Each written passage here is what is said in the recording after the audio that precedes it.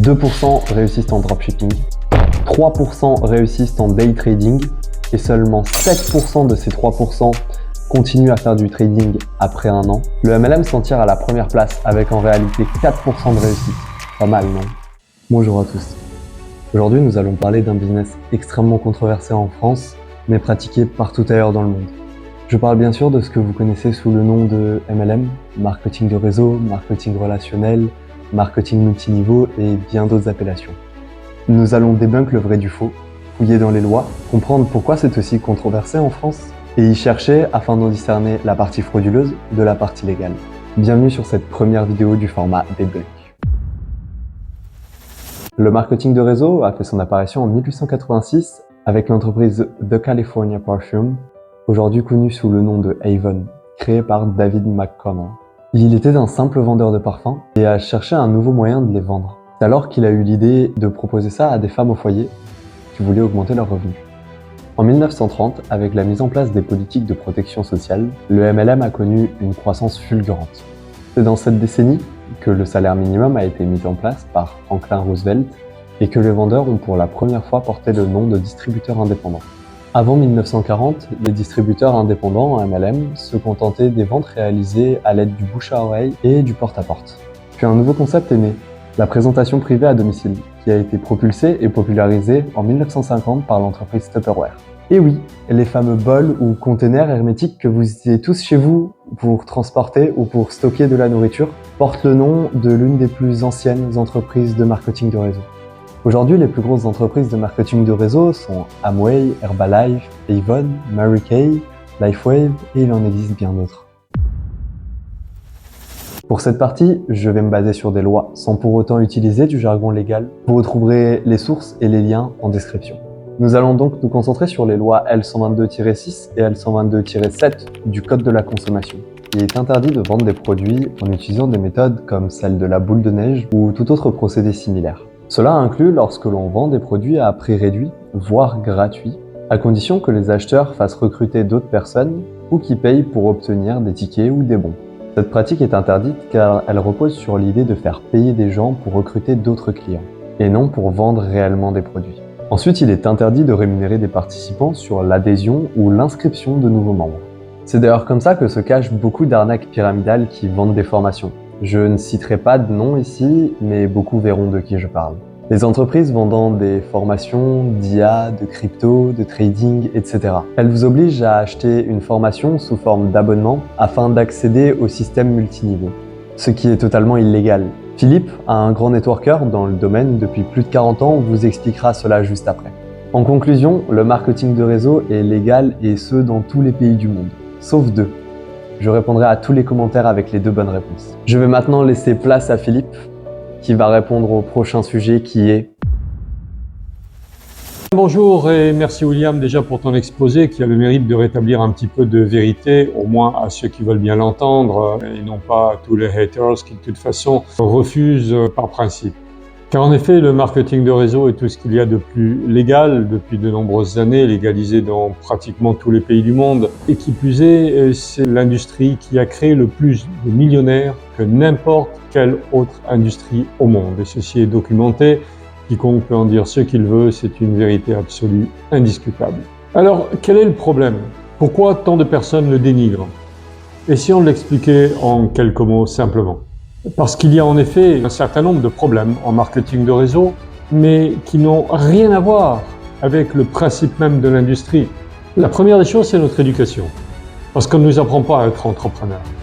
Et le marketing de réseau, c'est être entrepreneur.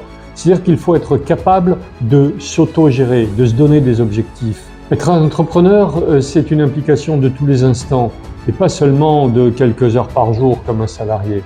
Être entrepreneur, c'est avoir un grand rêve et d'être capable de dessiner le chemin vers ce rêve. À l'école, on nous apprend à compter, mais on ne nous apprend pas à gérer. On ne nous apprend pas à inventer, à créer, à imaginer. On ne nous apprend pas à se projeter dans le futur. On ne nous apprend pas à voir ce chemin. À l'école, on nous apprend à obéir pour être un bon salarié dans l'avenir. Et en effet, on nous apprend à bien travailler, à bien étudier. On nous apprend à rêver d'avoir un bon petit boulot. pour se faire de bons petits week-ends avec notre petite bande d'amis, avec nos petits moyens, pour enfin un jour arriver à avoir notre petite retraite bien méritée. L'entrepreneur, il ne le voit pas comme ça. L'entrepreneur le voit comme un objectif de grandeur, d'avoir mieux, tout simplement, de vivre mieux. Mais le problème, c'est que le système est fait pour nous maintenir au bas de l'échelle. Et en effet, on ne peut pas avoir que des dirigeants dans le système économique actuel. Il y a quelques patrons et puis une masse de salariés. Et donc, il faut maintenir les gens à ce niveau. L'entreprise et le marketing de réseau, c'est ce qui va permettre à un bon nombre de rêver plus grand et d'y arriver sans pour autant être capable de gérer une grosse entreprise. Le marketing de réseau, c'est une affaire de duplication. Et c'est bien là que naît un des problèmes. Parce que comme la plupart des gens qui vont vous proposer une opportunité de marketing de réseau ont cette formation scolaire, ils ne comprennent pas ce que c'est qu'être entrepreneur. Et à partir de là, eh bien, ils vont entamer une chaîne de duplication complètement erronée.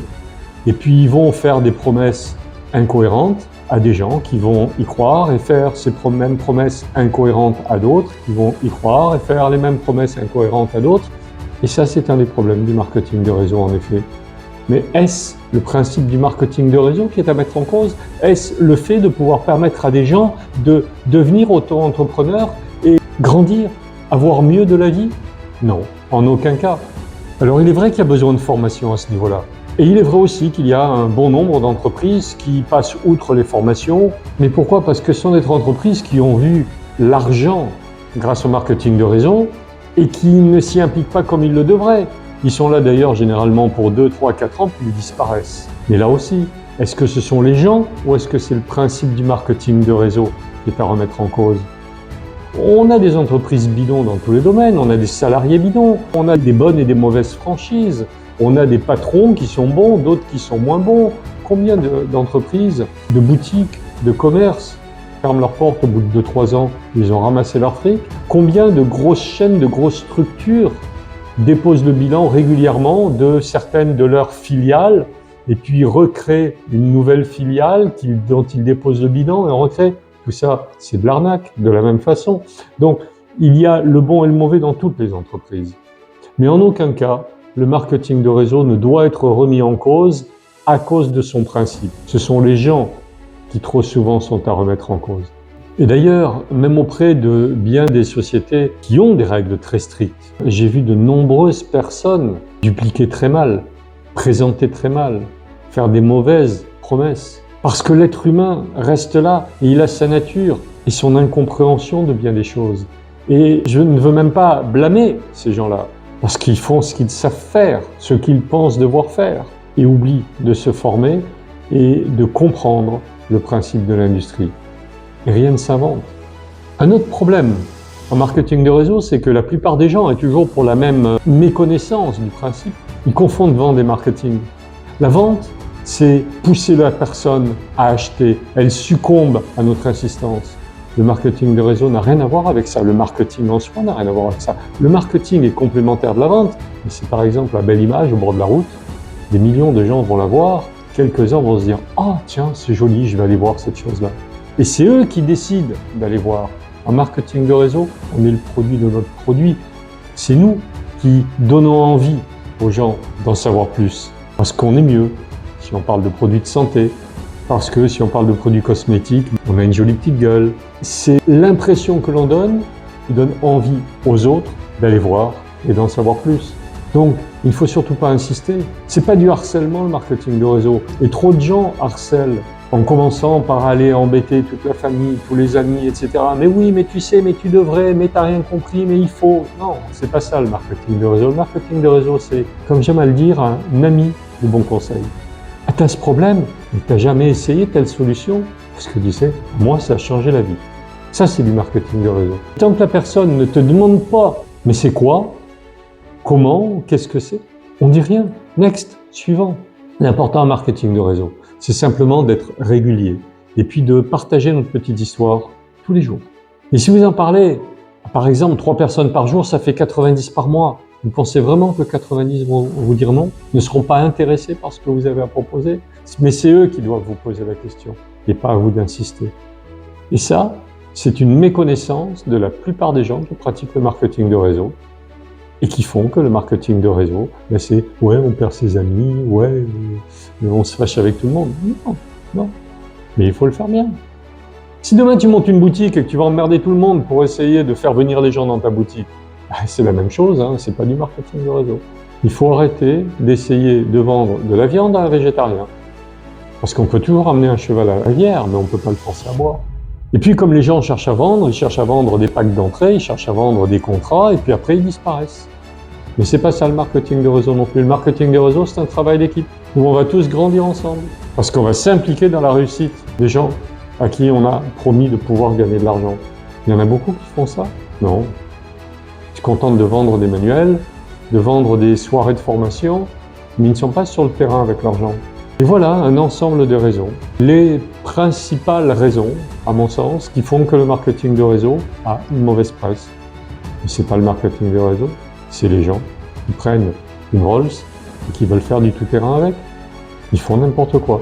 Donc moi je vous invite tous à reconsidérer et à réanalyser la vérité du marketing de réseau, la capacité pour n'importe qui, même un illettré, de pouvoir vivre beaucoup mieux simplement en partageant. Et d'ailleurs, si aujourd'hui il y a de plus en plus de sites et de demandes de témoignages, des sites comme Trustpilot, et puis la plupart des sites de vente ont des demandes de témoignages, c'est parce que les gens aujourd'hui ne se fient plus à la publicité, mais ils se fient à ce qu'en pensent leurs amis, les utilisateurs, etc.